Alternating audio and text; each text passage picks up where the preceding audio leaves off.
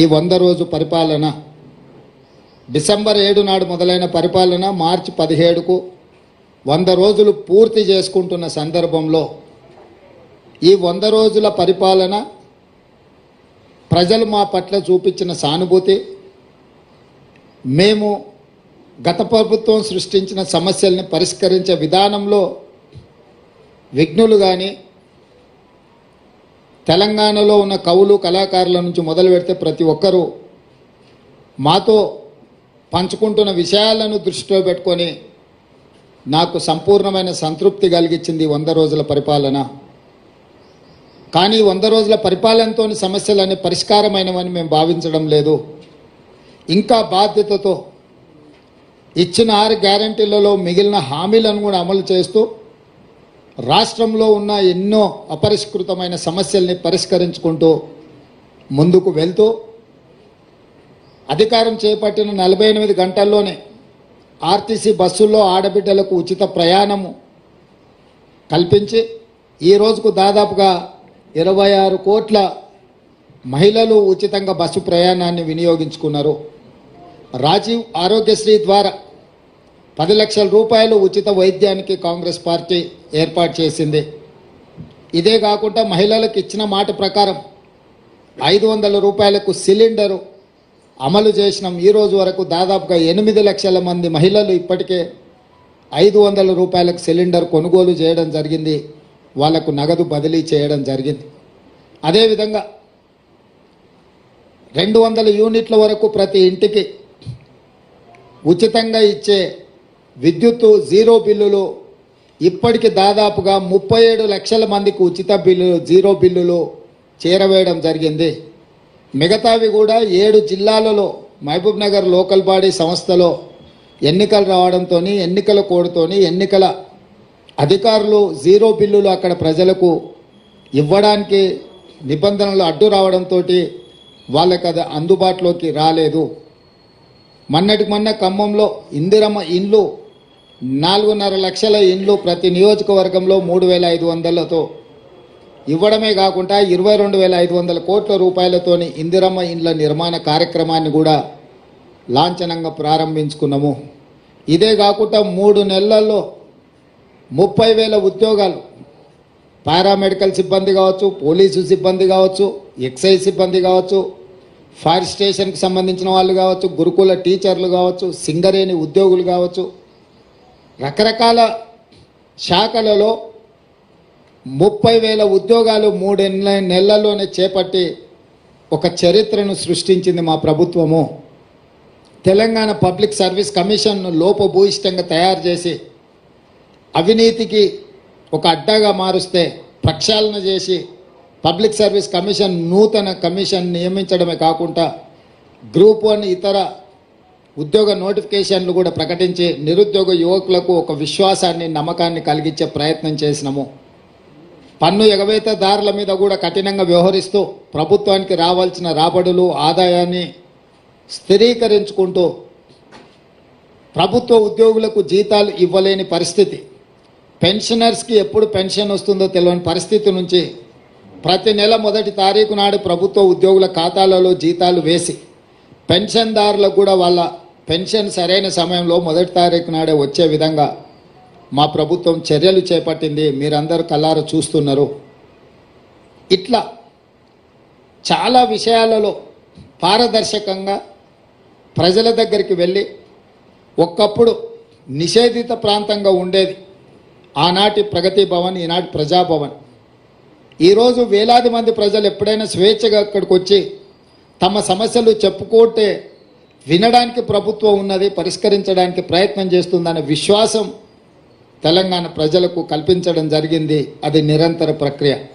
సచివాలయం ఒకప్పుడు అదేదో నిషేధిత ప్రాంతం, అది కేవలం కొంతమంది దొరలకు వాళ్ళ వంది మాగదులకు మాత్రమే అందులోకి అనుమతి, తెలంగాణ ప్రజలకు అందులో అనుమతి ఇచ్చేది లేదు, వాళ్ళను రానిచ్చేది లేదు అని ప్రభుత్వం నిషేధపు ఆజ్ఞలు విధిస్తే స్వేచ్ఛనిచ్చి ఎవరైనా రావచ్చు, ఇది మీది, డాక్టర్ బాబాసాహెబ్ అంబేద్కర్ సచివాలయం అంటే ఆయన వారసులు ఎవరైనా అందులోకి రావచ్చు, మంత్రులను కలవచ్చు, అధికారులను అడగొచ్చు.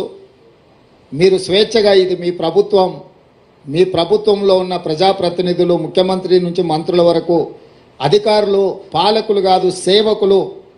మీకు సేవ చేయడానికి మేము ఇక్కడ సిద్ధంగా ఉన్నాం, మీరు రాండి, మీ సమస్యలు చెప్పుకోండి అని సచివాలయానికి వచ్చే స్వేచ్ఛను మా ప్రభుత్వం ఇచ్చింది.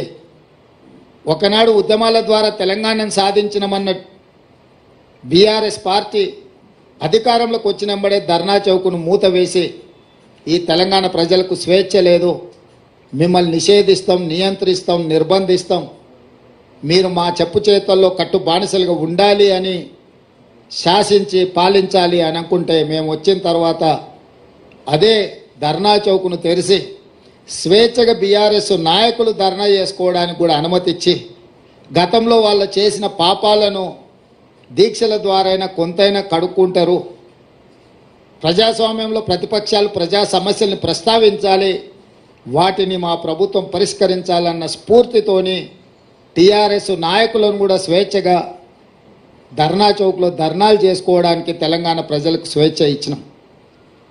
అదేవిధంగా పౌర హక్కుల సంఘాల నుంచి ప్రజా హక్కుల సంఘాల వరకు, లేకపోతే వివిధ సంస్థలు ప్రజల కోసం నిరంతరం పనిచేసే వాళ్ళను సచివాలయానికి పిలిచి ముఖ్యమంత్రిగా నేనే స్వయంగా ఆ సంఘాలతోని సంస్థలతోటి సంప్రదించి ప్రజల యొక్క హక్కులకు భంగం కలిగించే నిర్ణయాలు అవి ఏవైనా వాటిని పరిష్కరించే విధంగా వాళ్ళందరితో కూడా కూర్చొని మాట్లాడుకోవడం జరిగింది.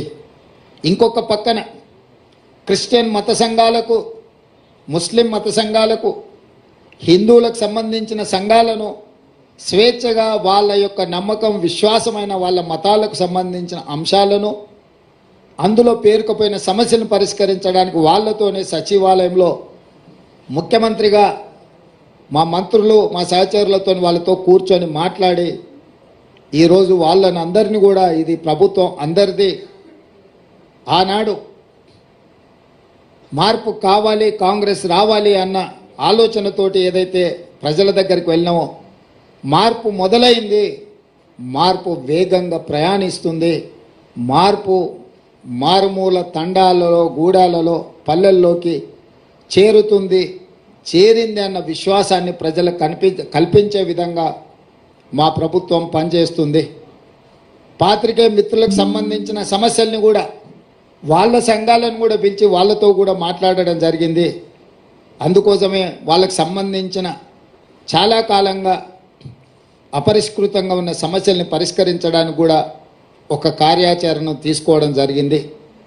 స్థూలంగా ఈ 100 రోజుల్లో తెలంగాణ సమాజంలో భాగస్వాములైన ప్రతి ఒక్కరిని సచివాలయానికి వచ్చి రాష్ట్ర పరిపాలన ఎక్కడి నుంచి అయితే నిర్ణయాలు జరుగుతాయో అక్కడ వాళ్ళని రప్పించి రావడానికి అనుమతించి వాళ్ళందరితో కలిసి మాట్లాడి వాళ్ళు లేవనెత్తిన ప్రతి అంశాన్ని చట్ట పరిధిలో పరిష్కరించడానికి సంపూర్ణంగా ప్రయత్నం చేసినాము.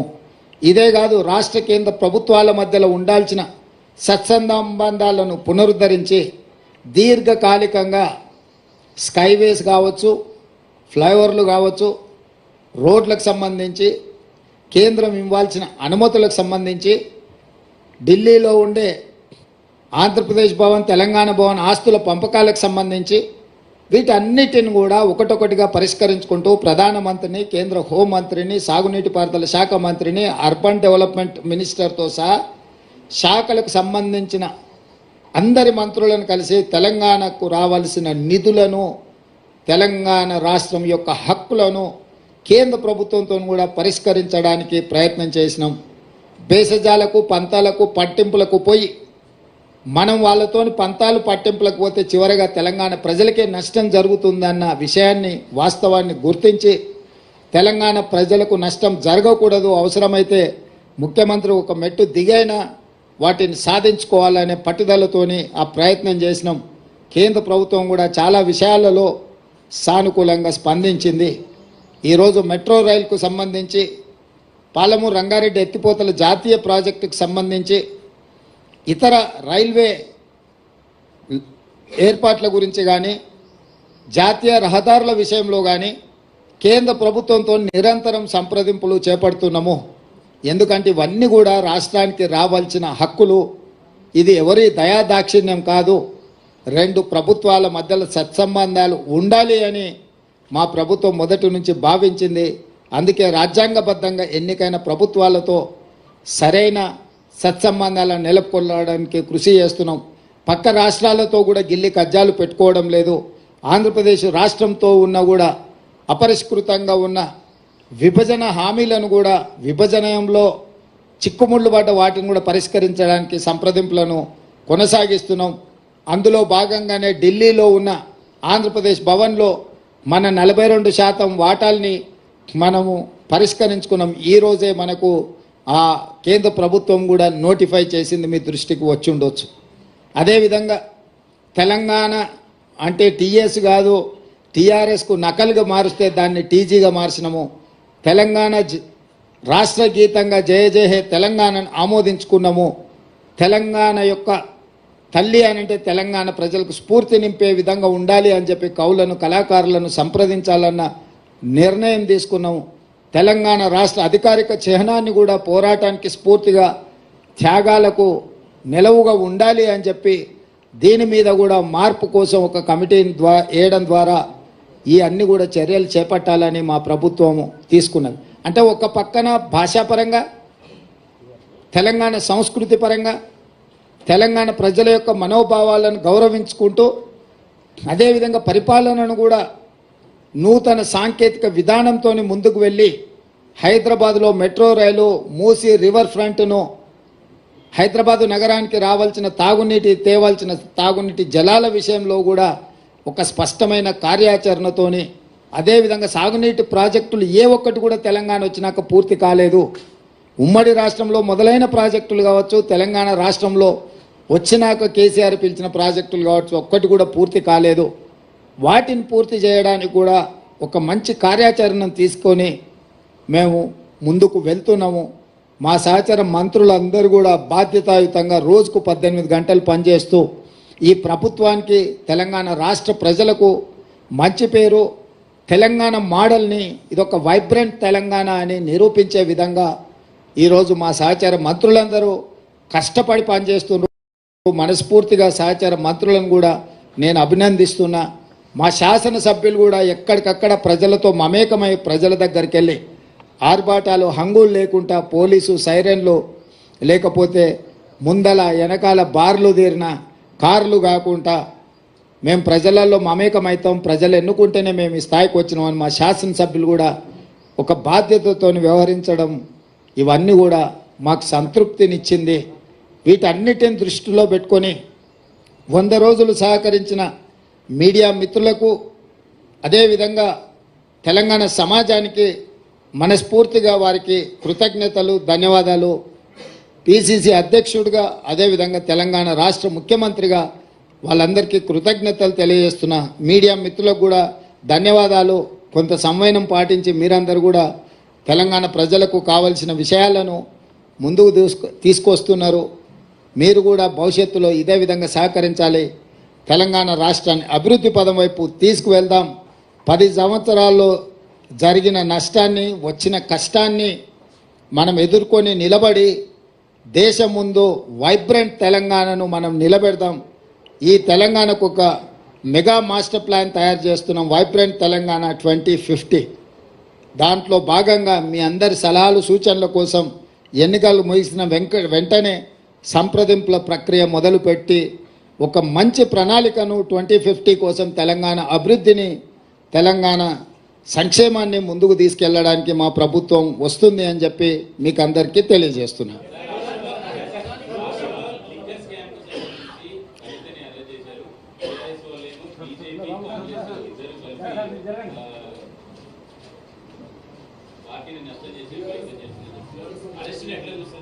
ఇప్పుడు ఇది టీవీలలో సీరియల్ చూస్తే సంవత్సరాల కొద్ది కొనసాగుతూనే ఉంటాయి. వాటికి ఆరంభం ఎప్పుడైందో చెప్పలేము, అంతం ఎప్పుడైతుందో కూడా చెప్పలేము.